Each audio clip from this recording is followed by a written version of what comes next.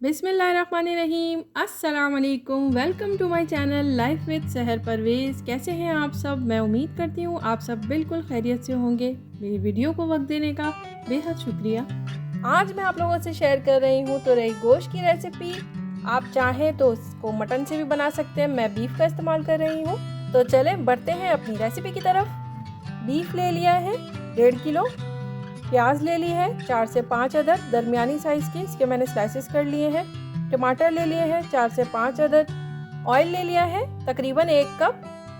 दही ले ली है 3 से 4 टेबल स्पून के करीब। अदरक लहसुन का पेस्ट ले लिया है 2 टेबल स्पून। हल्दी ले ली है half tea spoon.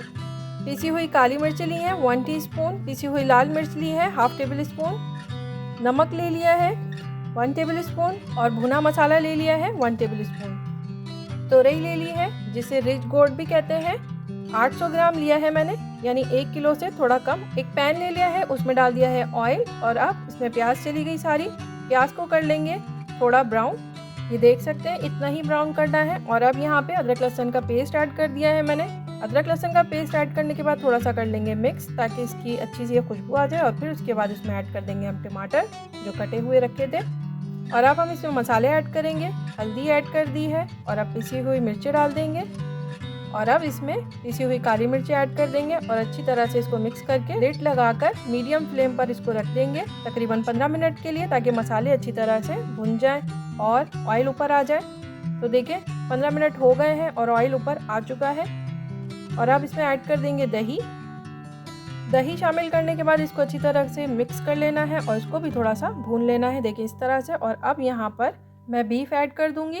Beef add करने के बाद अच्छी तरह से मिक्स कर लेंगे। मिक्स करने के बाद मैंने लिड लगाकर इसको मीडियम टू लो फ्लेम पर रख देंगे गोश्त के गल जाने तक। और बीच बीच में लिड हटाकर देख लेंगे कि गोश्त गला है या नहीं गला है।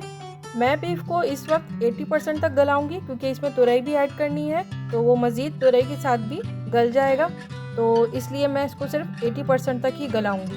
40 मिनट पूरे हो चुके हैं, तो अब चेक कर लेते हैं कि गोश्त कितना गला है।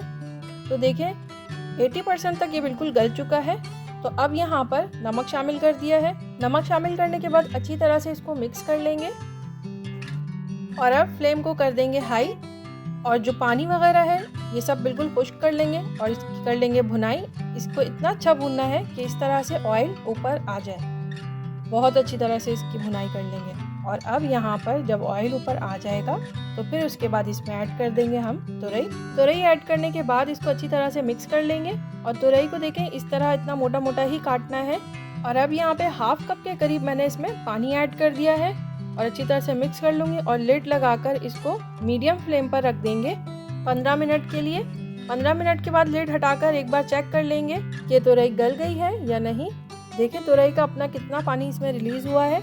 और अब देख लेते हैं कि तुरई गल गई है या नहीं गली है। अभी 15 मिनट ही हुए हैं, तुरई अभी इतनी नहीं गली है, तो अभी मज़ीद मैं इसको लिड लगा कर रख दूँगी मीडियम फ्लेम पर 15 मिनट के लिए।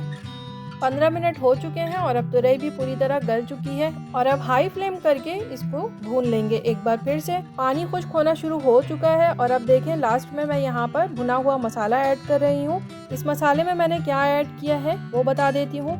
1 टीस्पून जीरा लिया है, 1 टीस्पून साबित धनिया लिया है और 3 से 4 साबित गोल वाली मिर्चें ली हैं। और इन तीनों चीज़ों को रोस्ट कर लिया है हल्का हल्का सा और फिर उसके बाद इसको ग्राइंड कर लिया है। इसको बिल्कुल पाउडर नहीं बनाना है, थोड़ा सा मोटा मोटा सा दरदरा सा ही रखना है। बहुत ही मज़ेदार सा टेस्ट आ जाता है किसी भी आप सालन में, जो गोश्त के यानी ये बीफ या मटन के सब्जी के साथ कोई भी सालन अगर बना रहे हो तो उसमें लास्ट में इसको ऐड करें, बहुत अच्छा टेस्ट आता है, बहुत अच्छी सी इसकी खुशबू आती है।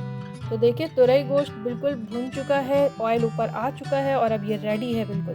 तो बस डिश आउट कर लेते हैं और फिर आपको दिखाते हैं कैसा लग रहा है। डिश आउट मैंने कर दिया है और इसके ऊपर से फिर वही मसाला भुना हुआ छिड़क दूंगी थोड़ा सा।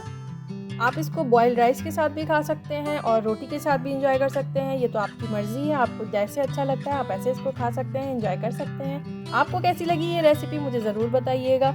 और जो लोग मेरे चैनल में नए हैं उनसे कहूँगी मेरे चैनल को लाइक करें, सब्सक्राइब करें, शेयर करें अपनी फैमिली से, फ्रेंड से और बेल आइकन को ज़रूर प्रेस करें। इससे मेरी हर आने वाली नई वीडियो की नोटिफिकेशन आपको फटाफट से मिलती रहेगी। फिर मिलूँगी अपनी नेक्स्ट वीडियो में इंशाल्लाह। तब तक अपना और अपनी फैमिली का रखें बहुत सारा ख्याल। अस्सलाम वालेकुम।